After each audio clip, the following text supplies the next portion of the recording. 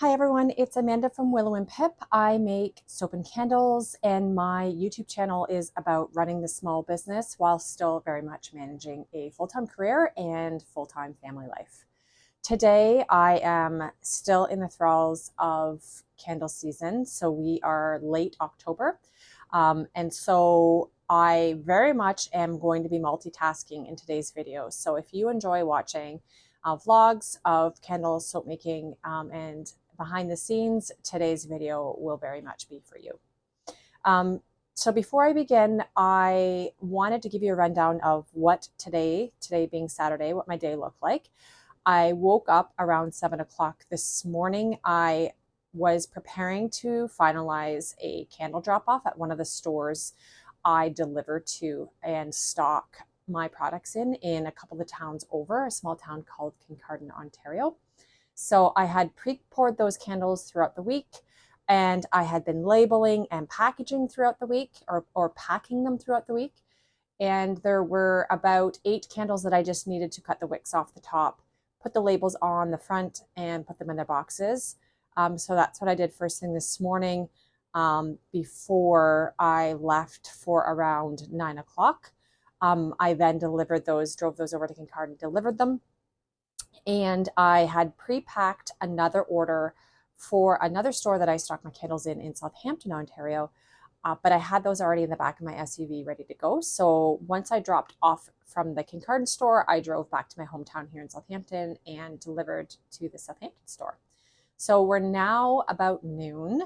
I've had a quick muffin and a coffee, and I am very much depleted on candles. So for the month of November, I have a vendor market every single weekend, which is the most aggressive market schedule I've had to date. So fingers crossed I haven't subscribed to myself, overbooked myself, but we shall see. Nonetheless, I have a lot of making to do. So I hope you enjoy this vlog style video today and watching me make and prep for my market season. I want to first clean up my workspace here. So I always put paper of some kind down on my work surface before I start pouring candles. And the last pages that I used were the backs of sticker labels, but they were actually starting to kind of peel and crumple in an odd way. So I just cleaned that up and put down a new roll of paper that I had previously used for pouring candles down on my work surface. I prepare in batches because my wax melters can only hold so much wax. Um, I do a lot of prepping, melting, pouring, and back to prepping my jars.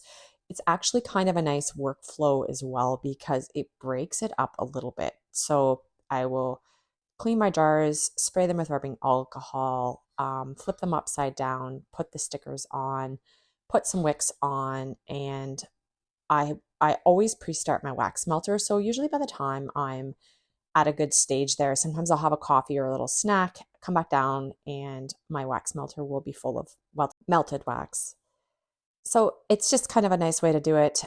So you can see me here. I pour my candles usually around 6 candles at a time. So different preferences, I'm sure, for each candle maker. I really prefer to pour right from the pitcher. A lot of people will use funnels, and I actually did recently buy a new funnel, which I quite like from Amazon. But I think just because I originally started using the pitchers, and I have a pretty steady hand, I usually have very little mispours or drips of wax. And so I've never really had an issue. But what that does mean is you do kind of pour in a line one at a time. So I put my candle vessels down sort of in a single file line, pour, and then when those are poured, I will then put another single file line down. Whereas if you were pouring with, like pancake batter, that cake batter funnel thing, you could put all of your candle vessels out and just pour over top. So pros and cons of both, but this is what I do. Just to the side, I have my vessels pre-wicked, so I just kind of slide them down the line. So I really don't find it more or less work, but it's just something to note depending on which style you like. I actually also recently flipped back to the way I'm pouring. So in earlier videos, and my earlier technique was I would pre-label my candle vessels and then pour the wax into them.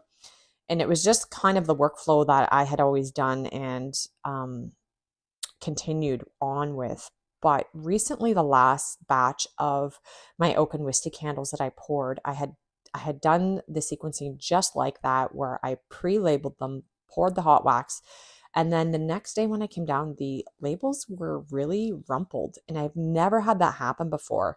So obviously, quite a bit of waste there, where I had to take the labels off and reposition, like put new labels on, because they were that wrinkled and rumpled that they just were not saleable. So I was really disappointed to see that that had happened. However, you live and you learn. So what I'm doing now is pouring them without the labels on them. And so I handwrite the name of the fragrance on a little sticky note and just put it on the front of the line of candles so that I know when I go back to adding the labels later what labels to add to what candles, and I don't get them mixed up that way. So when you see me adding and you see like that little sticky label in front, it's just my hand note of what fragrance I am pouring.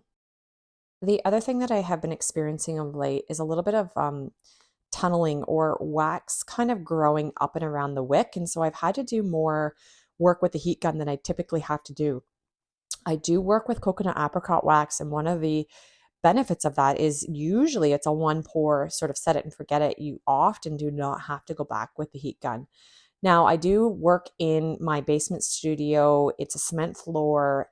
It's fully heated, but I'm wondering if some of that may be a temperature difference. We are into, late fall season here. So some of that tunneling could just be the wax cooling quicker than it typically does.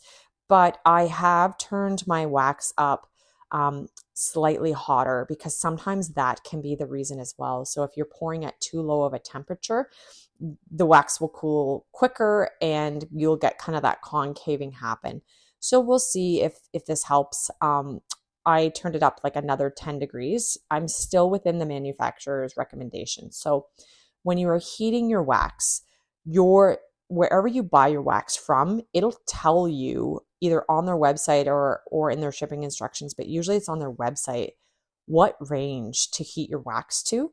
And then it should tell you what range you want to let the wax cool before adding your fragrance oil to.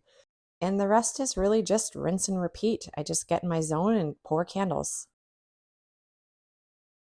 Okay, so I've been pouring candles for a good 2.5, 3 hours now.